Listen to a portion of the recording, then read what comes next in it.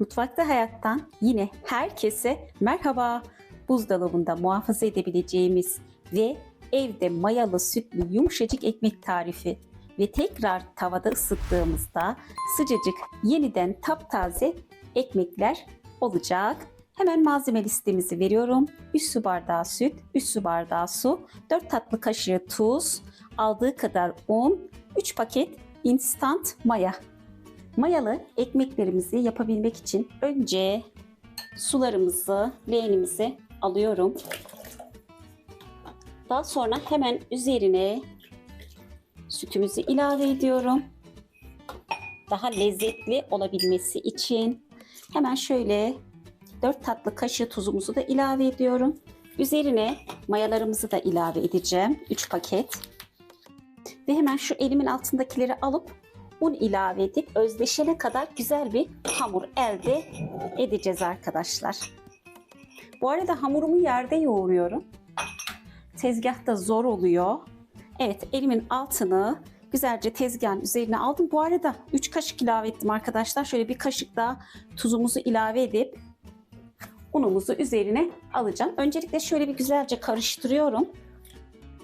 Ve hemen unumuzu üzerine ilave ediyorum. Kontrollü bir şekilde ilave edeceğiz. Ve spatula ile öncelikle yoğurmadan önce şöyle güzelce bir karıştırıyorum. Benim bu ölçü kabım 2 bardak alıyor arkadaşlar. Hemen hemen 14 bardak ilave etmiş oldum.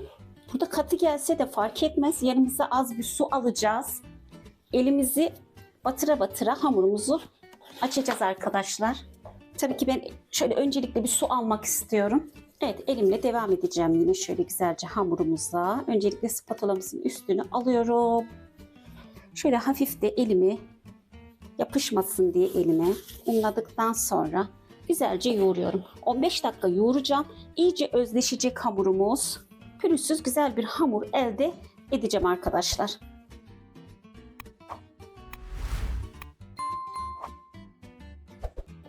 Evet, hamurumuzu yoğurdum. Şöyle yanıma da bir kase su almıştım. Hafif kuru geldiği zaman elimi şöyle çok hafif ıslatıp hamurumuzu gevşettim. Güzelce yoğurdum. Gayet güzel, özlü, çok güzel bir hamur elde etmiş oldum arkadaşlar. Şöyle göstereyim size. Hamurumuzu çok yoğurduğumuz zaman pürüzsüz, elastik, çok güzel bir hamur elde etmiş oldum. Hemen şöyle güzelce sofra beziyle üzerine örtüyorum. Mayalandıracağız hamurumuzu. Mayalı bir ekmek olacağı için. Tabii ki buranın üzerine battaniye de örteceğim arkadaşlar. İyice sıcacık olacak hamurumuz ve kabaracak. Ondan sonra diğer işlemlerle devam ediyoruz. Hamurumuz çok güzel mayalandı. Görmüş olduğunuz gibi hemen bezeleme işlemine başlıyorum. Evet, bezelerimi şöyle güzelce ayarladım. 130 grama arkadaşlar, şöyle göstereyim.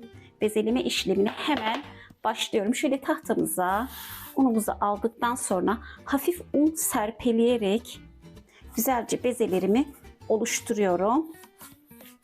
Hem bezelerimiz ekmeğimizi açtığımız zaman gözenekli gelir. Gayet güzel bir ekmeğimiz olmuş olur. 130 gramdan 22 tane bezemiz olmuş oldu. Tavamı da ocağa aldım, güzelce ısınıyor arkadaşlar. Tavamızın iyice ısınması önemli. Tavamız ısınırken bir de tepside bu şekilde 10-15 dakika güzelce mayalanacak. Bezelerimizi oluşturmuştuk. Şöyle tepsiye almıştık. Hemen şöyle az bir şey tahtama un alıyorum. Öncelikle tabak büyüklüğünde açacağım arkadaşlar. Daha rahat açılabilmesi için üst üste alacağım. Bu kadar yeterli. Hemen şöyle hafif unlayıp diğer tepsime alıyorum. Şöyle tepsiyi de unladım üzerine. Hemen tabak büyüklükte açmış olduğumuz bezemizi tekrar diğerinin üzerine alıyorum. Bir tepsinin tamamını bu şekilde öncelikle yapacağım arkadaşlar. Daha sonra diğer tepsime geçeceğim. Tabii ki bu tepsimizi açıp pişirdikten sonra. Evet, Bir tepsimi tamamen bu şekilde yaptım arkadaşlar. Daha rahat açılıyor. Hemen bezelerimizi ters çevireceğim. En alttaki bezeden başlayacağım açmaya. Hemen şöyle göstereyim. Şöyle ters çeviriyorum. Ve buradan bezelerimi alıp açacağım. Tavama yetiştirebilmek için videomuz da uzun olmasın diye şöyle 4 tanesini açacağım. Daha sonra pişirme işlemine başlıyorum. Bu arada ocağımız da yanıyor. Tavamız iyice ısınmış olacak. Evet. Şöyle ilk bezemi açtım. Diğer bezelerimi de açıp hemen pişirme işlemine geçiyorum. Evet, 4-5 tane ekmeğimizi açmıştık tavamıza yetiştirebilmek için. Şöyle hemen pişirmeye başlıyorum arkadaşlar. Tavamız da iyice ısındı. Alt kısmını az pişireceğim. Hemen döndüreceğiz. Oldukça ekonomik, çok güzel bir ekmek. Sabah böyle ısıtıp tereyağını sürüp güzelce içerisine peynir de ilave ettikten sonra çayla çok güzel oluyor diyebilirim. Yapmanızı mutlaka tavsiye ediyorum. Şöyle güzelce ekmeğimizi pişirmeye devam ediyorum. Resmen bereketi arttı diyebilirim arkadaşlar. Şu güzelliğe bakar mısınız? Balon gibi oldu.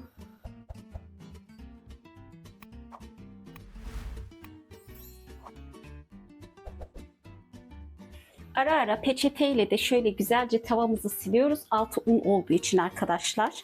Ve ekmek pişirmemizi o şekilde yapıyorum. Şöyle güzelce pişiriyorum. Hem alt fazla unlu gelmiyor.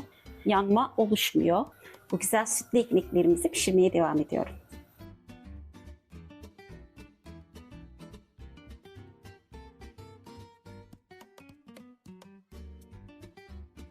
Ekmeklerimizi böyle sofra bezinin arasına aldım. Soğudu arkadaşlar. Çok hafif bir ılık. İyice soğuduktan sonra poşetleyip buzdolabına kaldıracağım. Size şöyle göstereyim. Gayet yumuşak, çok güzel bir sütlü, yumuşacık, mayalı ekmeklerimiz olmuş oldu. Bunu buzdolabına kaldırdığımız zaman sabahleyin güzelce tavada yine hafif ısıtıp aynı şekilde taptaze oluyor arkadaşlar. Güzelce tüketebiliriz. Şu güzelliğe bakar mısınız?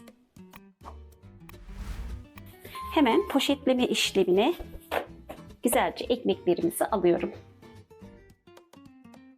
Evet, yine mutfağımız mis gibi ekmek kokuyor ve evde mayalı sütlü yumuşacık ekmeğimiz hazır. Mayalı sütlü ekmeğimizi kurutmadan pişiriyoruz. Tavada piştikten sonra sofra bezimizin arasına alıyoruz. Soğuduktan sonra poşet içerisine alıyoruz. Yine kurumasın diye artı bitene kadar buzdolabında muhafaza ediyoruz. Şimdiden yapacak olanlara kolay gelsin. Kanalımıza abone olmayı, yorum beğeni bırakmayı, bildirim zilini açmayı unutmayın. Buradan kucak dolusu sevgiler, selamlar. Tekrar görüşmek üzere.